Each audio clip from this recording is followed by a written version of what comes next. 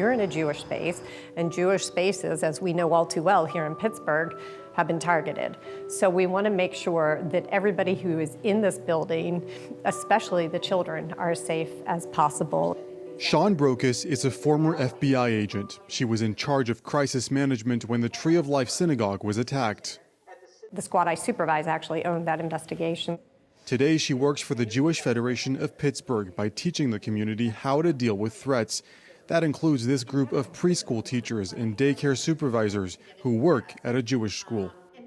In a stressful situation, emergency situation, commit to act. Doesn't mean it's going to be the absolute right answer. There is no right answer, but as long as you're doing something and committing to action, that's going to help with survivability. Running is always best if you can run, but you may fall back to hiding right away, and especially as teachers, because it's not just each man for himself or each woman for herself. You have children. You're probably going to be holding hands or holding infants.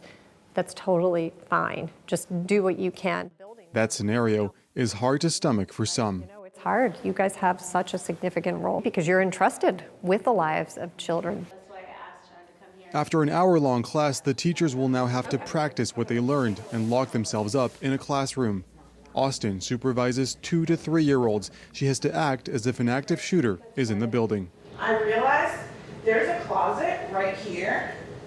So the best place to put the kids is probably on this wall. Right? Because it's like a box of rocks. I would throw them all. Open up. They pass with flying colors. Each year, 5,000 people get the same training in Pittsburgh alone. It's a little hard just to listen to it and think about it, put yourself in that situation, but no, definitely not impossible. Very important. Statistics show that possibility has continued to grow over the past 40 years. It does not seem right that people are targeted just because of their religious views, but it's a reality. We're seeing threats so frequently. We need to make sure we're as safe and as protected as possible, because if somebody does bypass security or law enforcement can't respond immediately, it's up to each one of us to know that we can take care of ourselves. Pittsburgh is home to some 50,000 Jewish people. That community was targeted on October 27, 2018, when a man opened fire at the Tree of Life synagogue. 11 people were killed and 6 others injured. I'm Audrey Glickman. I was inside the Tree of Life building leading the service for a Tree of Life congregation when the shooter came in. Audrey Glickman is one of the lucky ones. She's at this summit for the eradication of hate alongside families of victims.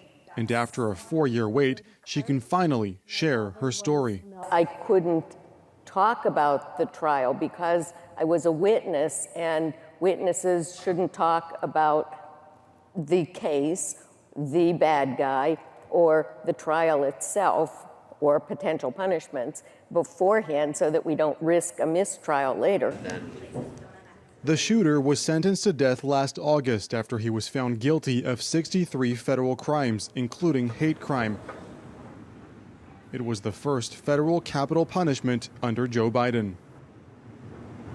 This individual didn't take a gun and spray bullets into a crowd. This individual brutally murdered, including blowing the heads off and blowing the faces off of each individual person that he killed. And he kept looking for more people to kill. Whether he's ever executed or not, he has been separated from the rest of society.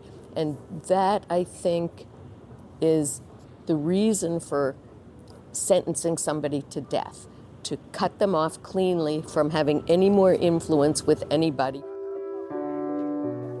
Some of the victims from that day were laid to rest in the area. Those who belonged to New Light, one of the 3 congregations that were attacked, were buried here. Stephen Cohen manages the cemetery. He comes here at least once a week to pay tribute to his friends who were brutally murdered. This is the monument that we erected to all 3 of our martyrs. I'd like to think that every time we say their name and we think about them, they live a little bit longer. Anti-Semitism is not new, nor is it surprising for this Brooklyn-born Jewish man, but the synagogue attack was a moment of realization nonetheless. My father wanted to become an engineer. He was refused admittance into any of the engineering schools because he was a Jew. We lived in a particular part of where we grew up simply because that was the only place where we could buy land.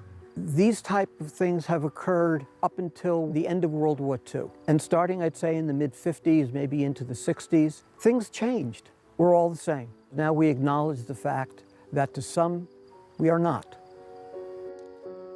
The United States may be home to the largest Jewish community outside of Israel, but they haven't escaped the global increase in anti-Semitic acts. The Anti-Defamation League says it received reports of nearly 3,700 anti-Semitic incidents last year, the highest number yet, a number that could continue to grow with the crisis in the Middle East.